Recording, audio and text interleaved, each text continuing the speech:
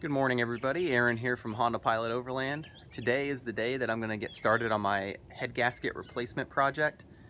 It feels like it's good timing because the engine was running a little rough today, so I think either the leak in the head gasket's starting to wear on it, or I've kind of suspected maybe my valves might be kind of in bad shape. I haven't done any valve adjustments since I bought the car. So it's gone, as far as I know, 265,000 miles without a valve adjustment. So who knows what we're going to find in there as far as that goes. But I'm going to show you the parts that I bought. I've basically I've bought the parts to have the fastest DIY repair, which means I'm not replacing the motor. For the money I spent, I probably could have replaced the motor, but it would have taken longer, and it's summertime and I've got different projects, camping trips and etc., things to get going on. So I bought 2 refurbished heads, so the valves and the cams, everything's in in a lot better shape than what I've got. These will help me cut down repair time because I won't have to clean my existing heads or wait on a shop to resurface them. You gotta get new head bolts when you replace the heads.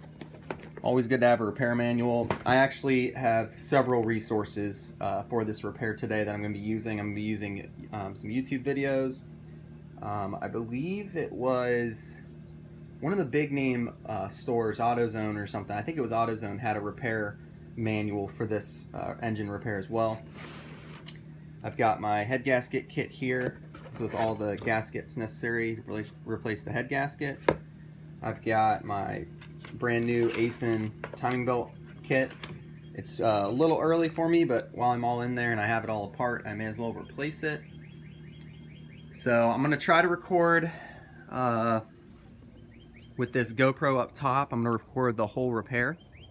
I might post like either a stop action or just like a long format video and a shorter condensed video. This camera hopefully will help me as well in case I need to remember where something goes. I've already degreased the engine. I was really impressed with how clean it got. I know it looks kind of dirty still, but compared to what it was, it's significantly cleaner. So yeah, I'm gonna get started. The goal today is just to start breaking things down in logical components. So I'm gonna start over here with the intake. I'm gonna take the radiator and condenser fans out. I'm going to drain the coolant, start working on removing all the coolant passage hoses. Should be a fun project. Hopefully we don't run into any problems. I've kind of self-identified that the exhaust bolts or nuts are probably going to be where I imagine I'd have the most trouble. But I PB blastered them yesterday, and I'm going to continue doing that right now. The back ones are interesting to reach, but I'm just going to take this repair nice and easy, stretch it out over probably over a week, depending how fast things go today, but probably over a week.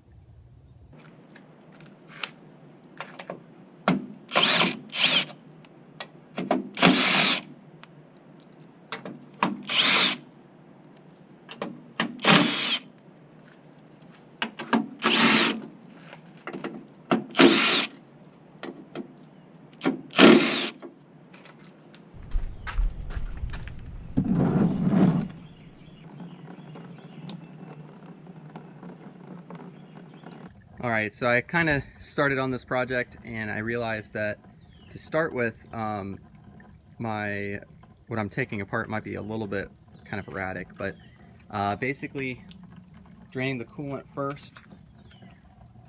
Once I drain the coolant, I'm going to take off the big radiator hoses here, try to free up some space, and again get these fans out of here.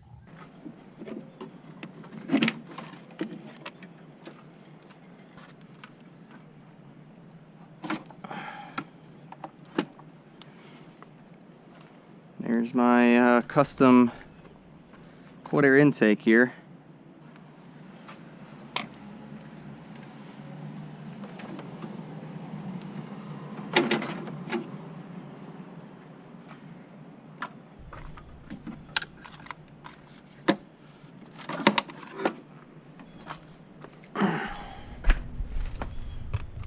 So it turns out on the front you can still get enough wiggle room, I think, to get these radiator fans out of here. I just had to take off my front bumper hitch and loosen the bolts holding on this steering rack cooler. We're starting to make some progress here. I was able to squeak those fans both up out the top here. Now I've got to take off the radiator, I think is the next thing I'm going to hit. Wow, those exhaust bolts on the front side are looking a lot more accessible already, so that's good. After I get the alternator off, I'm going to start drilling down on this side, taking stuff off.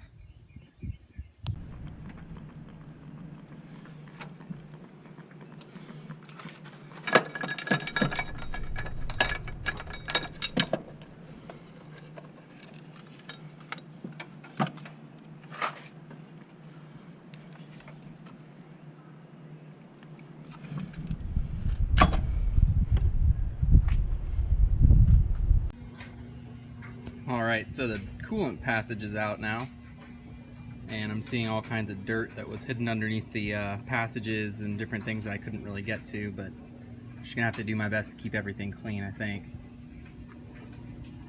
Okay, we're starting to drill down into the motor here. So I took the manifold cover off. The bolt sequence in this book was a little off, but I just roughly followed it, starting in the middle, heading out. There were a couple more bolts on my cover. I guess just because it's a little newer. And then on the inside, to get this intake manifold off, just go 1, 2, 3, 4, 5, 6. So that one, it was correct. So we're about to pull this out right now. The paint on my valve covers is really not doing well. I couldn't believe how light that intake manifold was. All these pieces are just crazy light. Now that I have the motor taken down this far, I'm going to start switching gears here a little bit. I'm going to take off the timing belt covers and start with the procedure as if you were replacing the timing belt. So I'm going to take the covers off, I'm going to take the spark plugs out, I'm going to get the motor set at top dead center. Then I got to figure out these fuel rails and different wires that are on top. Alright, as I go in this project, I realize that I'm pretty terrible at making how-to videos.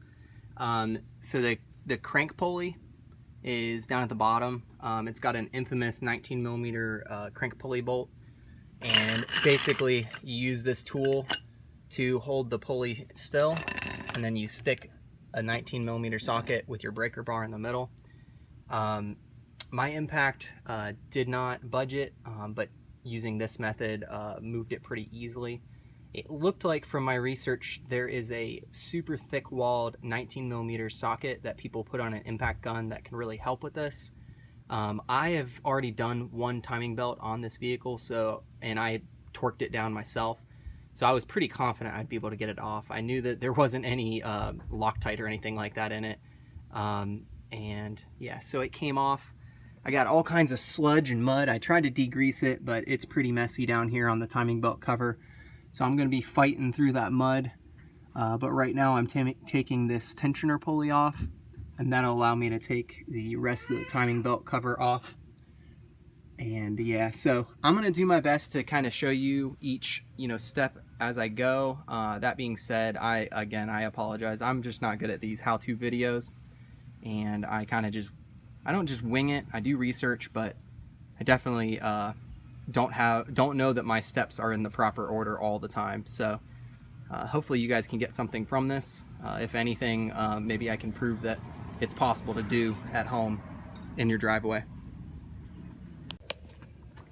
All right, it's weekend number 2. I've got off Friday through Sunday. Hoping to make some good work here today. So basically what I'm working on right now is I'm taking off the engine mount right here on the side. To do that, got a block of wood supporting the oil pan.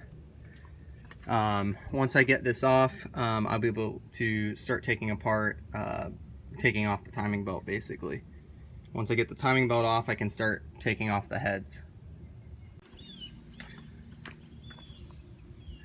I've got the timing belt off now, and I transferred my marks that I made over to the new timing belt, and actually gotten the first valve cover off, and I'm working on loosening up the head bolts here. I found these really cool, a really good set of instructions over on AutoZone. If you make an account, program in your vehicle, you can actually find repair manuals for your vehicle. And I just printed off, but basically it's got the torque order, and it's got all the instructions, lots of good schematics. So I'd highly recommend checking out AutoZone's repair manual section. With this breaker bar, it hasn't been too bad. The instructions say to just go a little at a time, a third of a turn, in the appropriate sequence here. Another thing I got off is I got off the catalytic converter bolts. You have to undo the 3 at the flange underneath, right here, and then 4 up top. I've been soaking those in WD-40. I only had a little trouble with one of the rusted ones down below, but I was able to take a 13mm socket and hammer it on, get it off. So far so good. I'm hoping once I get this head off and the other head off that the project will start moving a little bit more quickly, because hopefully I won't have to fear breaking things as long as I torque everything back to the appropriate amount. So yeah, we're starting to turn the tide here. I'd say that the last real question, in my opinion, would be the back catalytic converter, but I'm working on it.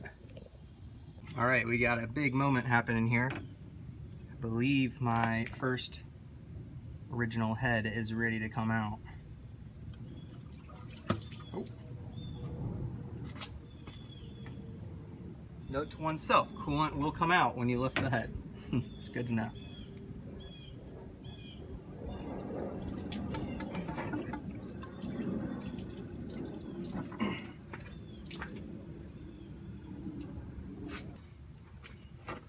Probably should have been smarter than that. I knew that oil was going to come out of there too, now that I think about it, but oh well. Just making a bit of a mess, but we'll clean it up.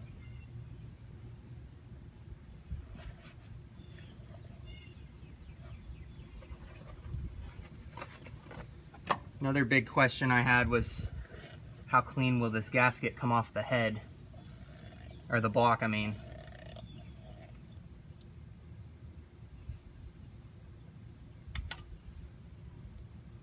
Coming up pretty clean, that's good.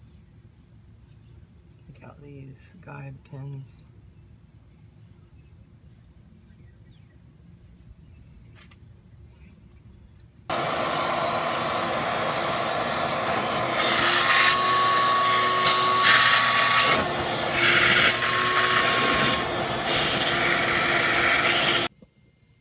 So I just got the head off, and I realized that I have a major setback here.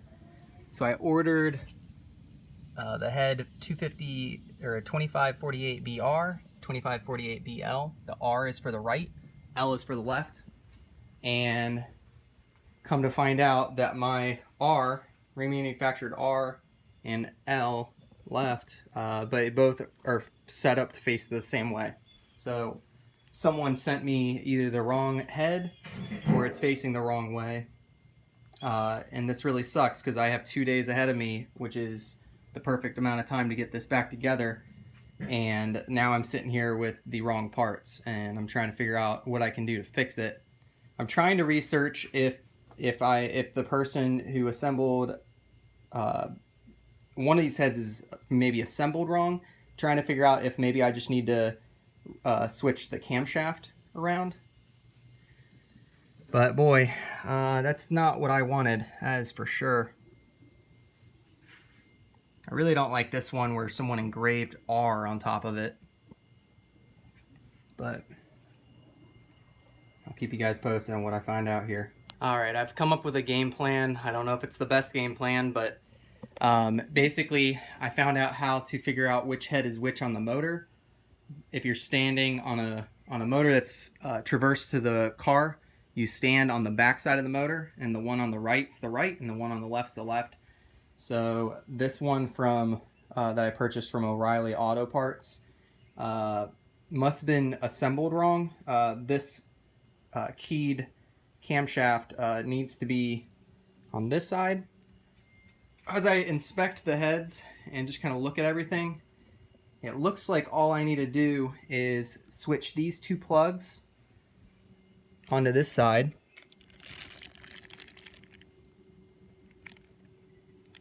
Which I guess at this point will just be one plug.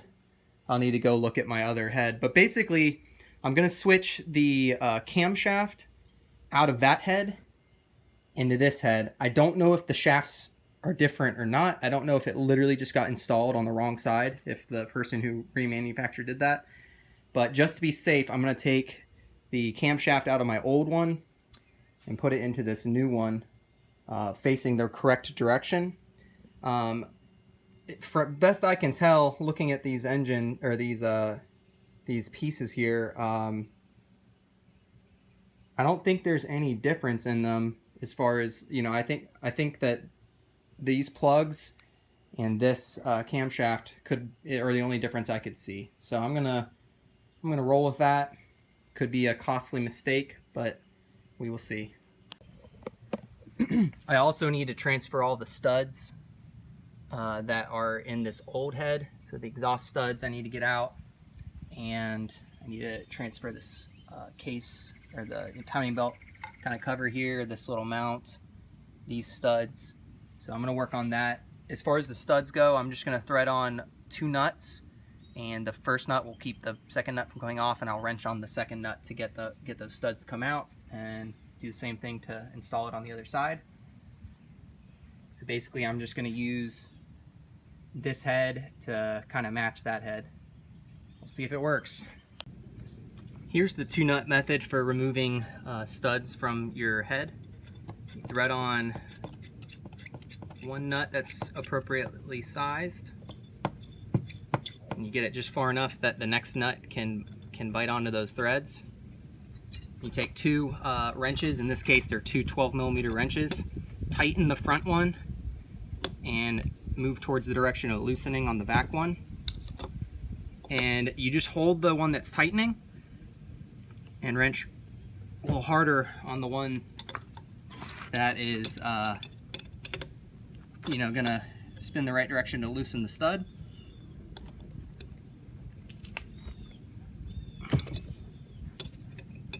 And this one's a little bit more stuck than the rest, but I'm sure we can get it here.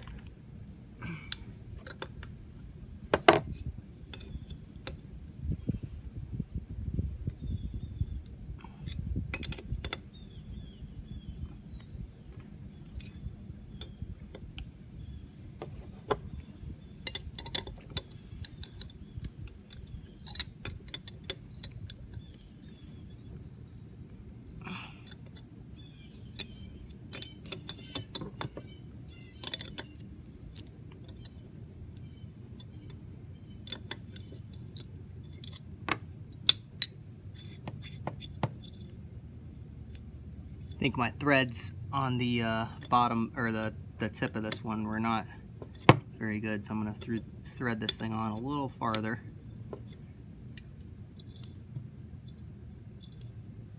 See if we can get a good purchase with this one.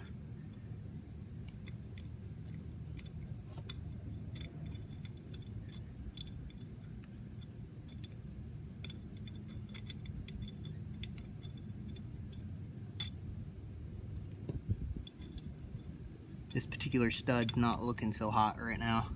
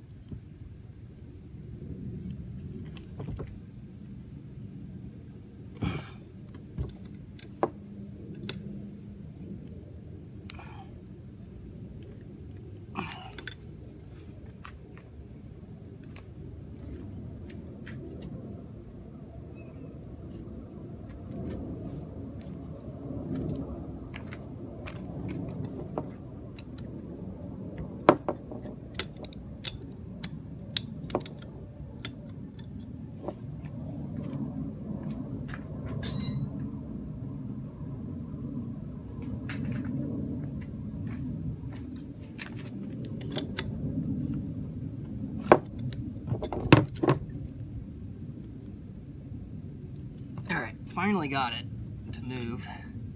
Hopefully this stud holds in there to hold on the exhaust manifold.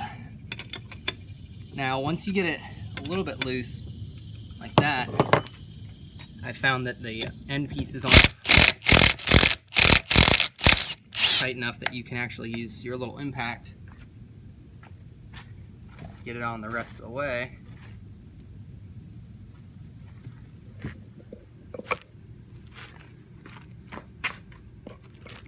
Then we come over to the new head, start threading it in by hand, make sure everything's going in well. And we can take it here. So you don't have to thread these in very hard, just get it to where the non-threaded portion kind of butts up. And then you take your other 12mm, just hold that back nut, and rip off the front one, and then you can rip off the second one too normally. And then repeat. All right, another day. I've got all the studs transferred over to the left head, and I'm working on getting the exhaust studs out the back of this head. It's proving to be probably, I don't know, probably the toughest thing I've done so far.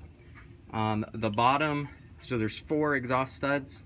The bottom one on this left side here, you can't get a socket to it because of the heat shield or whatever, the flange.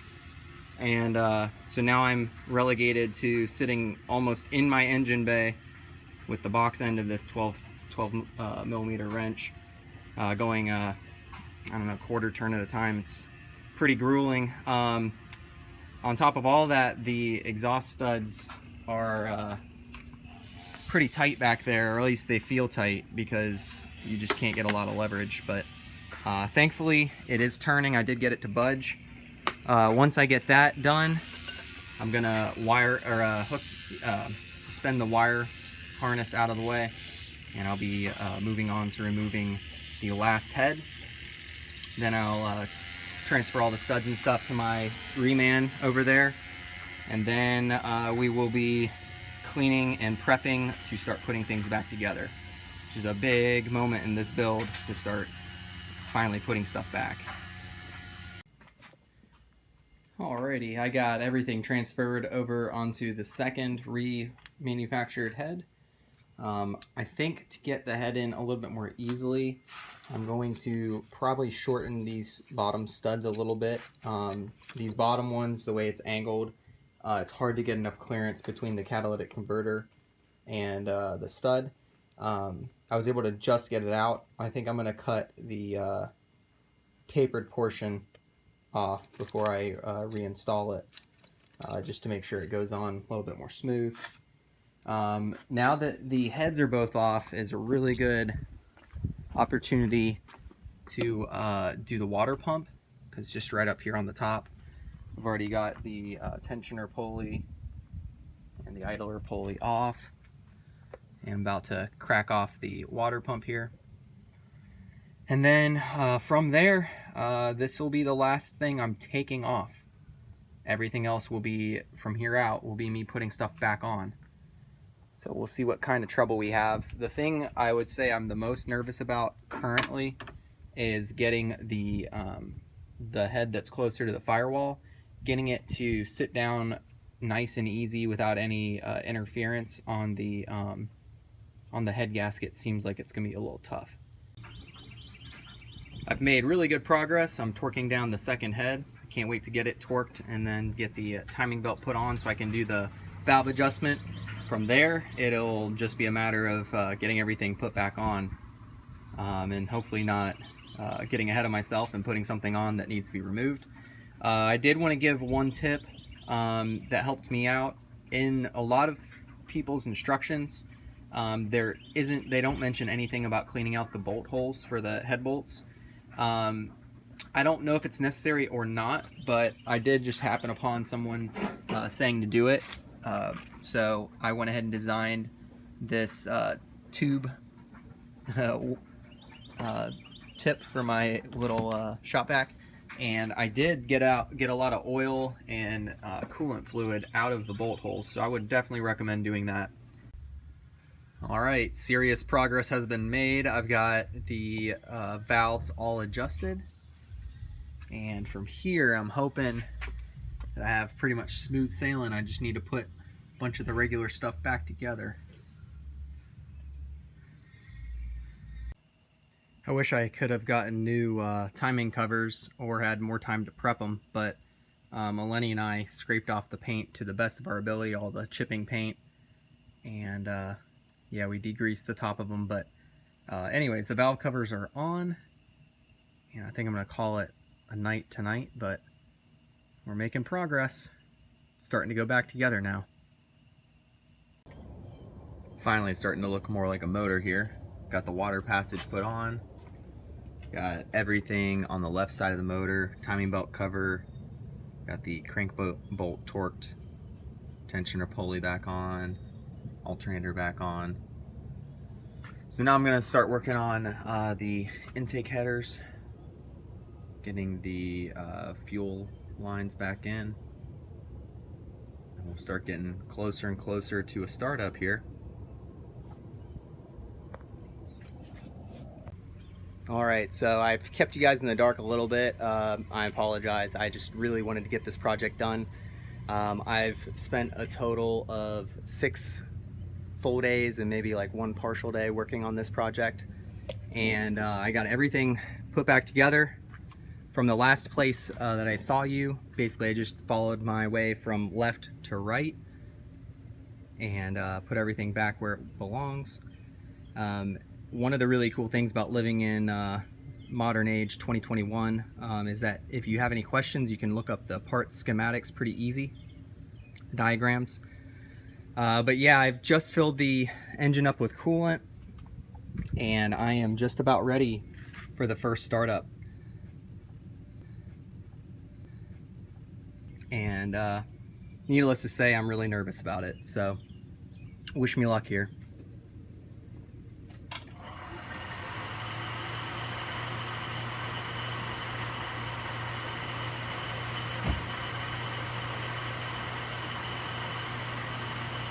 Both fans are running, that's good. I'm gonna prime the motor probably 3 or 4 times just to make sure that the fuel is primed. I'm also gonna check for fuel leaks while I'm doing it.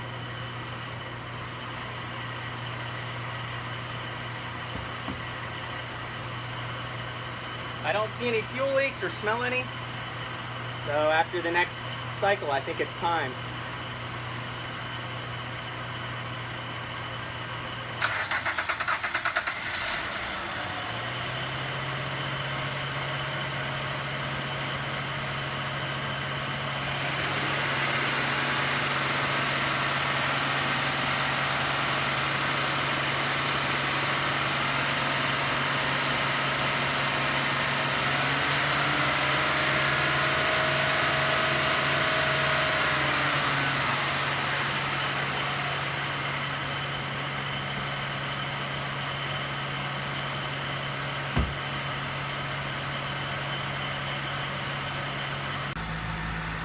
Alright, so I'm bleeding the Pilot now, burping it. I'm actually doing a wash right now. And as you can see, there are not any bubbles in the radiator, which is awesome. I know it doesn't sound super quiet. That could have to do with the cam that I had to put in there from my old head. That being said, it's running and it's not leaking, so that makes me really happy. So I'm gonna finish this wash, or the radiator rinse, and then I'll fill it up with coolant and move on to some other projects that I have. Stay tuned on the channel. I'm gonna have a announcement of our upcoming trip coming soon.